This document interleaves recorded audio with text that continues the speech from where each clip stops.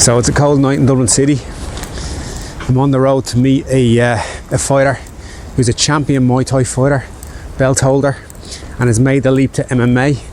And he's going to make his debut at Bamma 24. His name is Cian Cowley. This is the Road to Bamma vlog.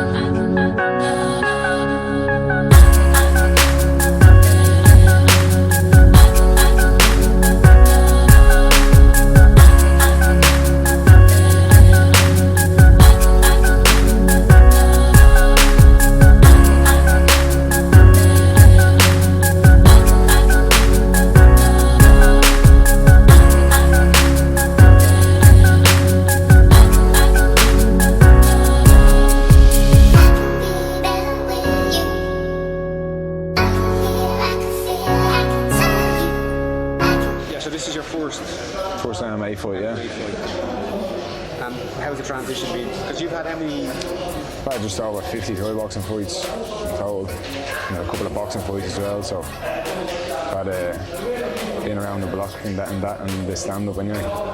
Transition from A1 or Muay Thai to MMA, how's that been? Yeah, it's been good. I have to make adjustments to my stand-up. It's not just, people just think, oh, he has a stand-up, he just needs to get the ground game. It's not that. Me stand-up game had to change a lot as well. Like, you know what I mean? I had to make loads of adjustments to my stand-up as well. So yeah, it's been good though. Like, it's actually making me stand-up better. If that's even like, my stand-up has gotten better in the last. I'm only training here 4 months, and it's had to make me stand-up even better because I'm adjusting to different ways of throwing shots, different bodies, sparring different bodies every day. You know what I mean? So it's after making me better for it altogether. Like, how do you find the vibe here compared to other places that you've been? Yeah, it's kind of like, I've always been in my gym. I never really trained in any other gyms. I've been in my gym in Warriors since I was a kid. So, and that was real family atmosphere. But it's the exact same over here. I don't really notice. Like, I think the same. Like, I always thought of MMA gyms as being kind of an ego thing where they all stick together and, you know, real.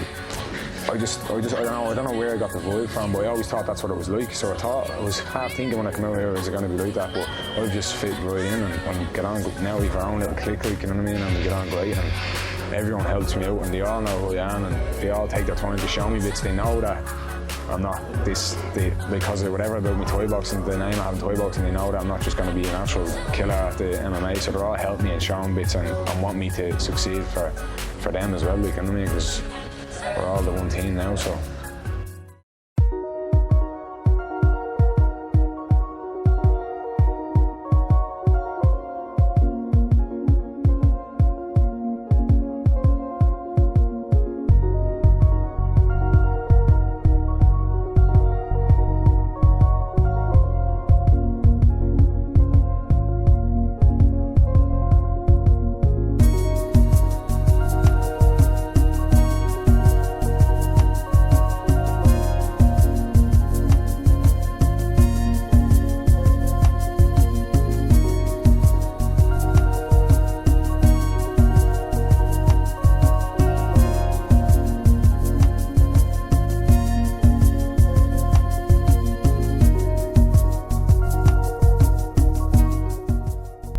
So you come from a family background of fighting, or it's been in the family, is it? Yeah, it's with my dad. Like, I've always grown up. I don't know any different. I've grown up like always around fighting. Like, I've always been in gym since I was a baby and all that. Like, you know what I mean? So, and it's been a thing. Just, I don't know. All me and my brothers and sisters and all that. We've always kind of been involved in gyms. That's what my dad's life has been. So it's just caught on to me then. You know what I mean?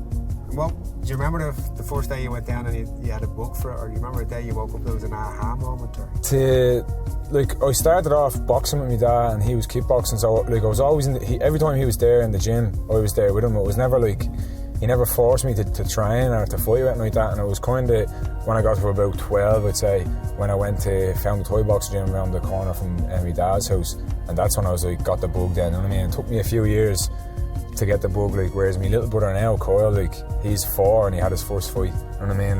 Like he got the bug straight away, but it took me a couple of years, but I'm glad that I was never pressured into it. Like, my dad never once pressured me to go train or anything like that, and I think that's what made me, when I got to about 12, I found, right, this is what I want to do, and then bang, then I've done it, like, you know what I mean? So I'm glad that I went down that road of me dad, and all the memories I have, like, even just, like, all the years of being in gyms and being all over the world, going with my dad, travelling around with my dad, training in different gyms and all, and seeing it all. So it's a way that couldn't see me life being any other way. That's the way my life's You been. set up Warriors, is it? Warriors. I didn't set it up now. My trainer, Mike Dockery, passed it down to me 3 years ago now, so I've been in charge 3 years now. So how'd you find teaching? Yeah, I love it. Like, I never planned on. I did, like, obviously I was always thinking eventually when I retired to open up a gym, but never in a million years did I think I was going to open up a gym this quick, like, within the couple of like, when I took it out when I was 20, like, I was in Thailand, and Mike got on to me and told me he was thinking about closing up the gym because he's like family and kids and a full-time job and stuff like that. So he was like, I'm going to close up the gym, or do you want to try it out? And I was like, yeah, I'll try it out. And I think I was only meant to try it out for a couple of months to see how I get on, you know what I mean? Yeah. And then I ended up just loving it, enjoying it. I was training in the gym every day anyway, regardless. Right. So teaching was just, it was grand. Then I started learning proper coaching, and even going out with John training SBG and seeing the way the coach out there work, and it's all benefiting me. Like, I'm still growing as a fighter as well and a coach, so I love it though. It's just I couldn't see my life any other way than being involved in martial arts, so you know what I mean? How do you find going back, like, basically back to day one? Yeah, again, how do you find that? That's the thing. Like, I was going the last couple of years, last 5 years, not saying that I was like always the best, but I was always kind of like up there in the class. Like, I was always one of the main fighters in the gym and stuff like that. So from going into SPG and going onto the mats and being like the shittest on the mats is really kind of what it was. Like, it was kind of weird having that feeling again, but at the same time I'm delighted it happened, because it's not that I had an ego, but it took me down a peg and even made me realise now when I'm coaching in my own gym again, it sort of put me back down onto earth, and it's like, right, now I know what it feels like for all the beginners that come to my gym, and I now know how they feel, whereas before I was kind of forgetting about it. And used to, like, beginners would come in and I'd know they'd be nervous and I'd be like, right, come on, bang out the kicks, bang out the punches, and now I know what it's like. So now I'm like, right, now I think I give the beginners a bit more time, and even my lads as well. I know what it feels like to have that pressure of people better than you in the class, and you know what I mean? So it's benefiting me so much. It's all just coming together greatly, you know what I mean? Because John said the same to me. He came over one time we went surfing.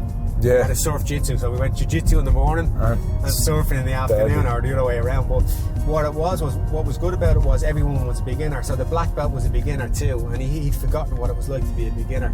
And down the surfing then, yeah. What he said was, I recommend all the coaches to go back and be a beginner at something. Yeah, because you understand what you're so far away from it. Yeah, rarely people at high levels and stuff like that go back. That's the thing. Like people are saying, why did you decide to do this when you're at a high level in your own thing? And you were going well with that? Why didn't you just keep that going?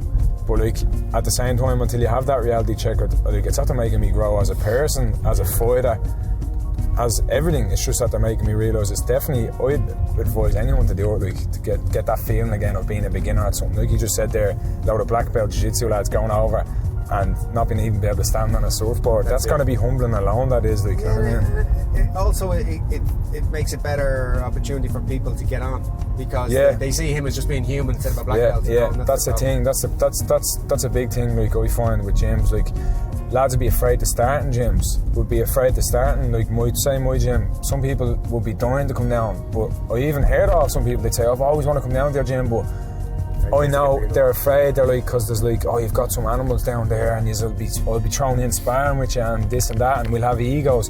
But until they come down and see what it's like, it's not like that at all. Like, that's the furthest thing I want the gym to be, is like that. And that's where that comes in with black belt lads going back and learning day one stuff and feeling like a beginner again. It just makes you realise that we're all human. We're all good in our own thing, but there's always something else that we're not good at, you know what I mean? Everyone's your teacher, yeah? That's it. What about the fighter? So who you fighting? I'm fighting a bloke called Jamie Milgram from Liverpool. Okay. An old lad. Nah, he's 26, is he? No, he's a good bit older than me, like, Right. but that doesn't mean it. But yeah, I don't really care about the pound. Doesn't bother me. Like, Yeah. whoever, it's going to be the same. It's going to be my fight anyway. I'm going to dictate the fight, so I'm not going to let it be his fight. I've watched a little bit about him. Right. I think they say he's a pro boxer, but I've been around boxing my whole life. My dad's a boxer. My dad's a coach. Like all his mates have been brought up around boxing, so I'm not. You know, I know a legit boxer. And I'm not saying he's not a good boxer, but I don't know. And whatever he is, he's had a couple of MMA fights, so you could say he's had a head start and that, but all that's not going to matter on the night. Like, I'm gonna play my fight, and that's it. What about today then? Like we're over a week out, so we're what, 9 days, 10 days out? 10 days so out, yeah. What way did your training schedule go today? Well, it's kind of not really a heavy week, but yeah, still kind of like I've done 2 sessions today. I've done my strength and conditioning this morning, and then I've done some light rounds of sparring and a bit of pad work there. Right, the next one, Yeah, a bit of pad work and all there tonight. Now tomorrow I go in at 1:30, John's technical class, and then tomorrow evening then is John's jitsu hits, position and all that. So still gonna keep it going. Then Friday, pan it down a little bit then, and then just keep the light sessions to keep my sweat going to get the weight off me. Then the work is done now. Like, you know what I mean? The weeks and like the last 7 weeks have been the most. This is definitely the hardest training camp that I've had. Like, as in like the time that I've put in, the hours. Like, you know what I mean? Like SPG, doing wrestling straight through, is it? Yeah, straight. Wrestling, jits, even the stand up, everything has all just been completely different, because all my other training camps have been not the same thing. Not that it was a bad thing, but it's always been in my gym and doing the same routine. Whereas now I'm doing like jits, wrestling, kickboxing, everything all through the day, different sessions. So it's after making me. I even feel much better. Like this is the best I've felt. My stand-up's gotten better, movement's gotten better. Like my condition, flexibility, everything. It's mad how this has all come together. I'm only doing it 4 months, so you know what I mean. So I'm ready to announce that I'm here on the MMA scene when I get in there. So I'm ready.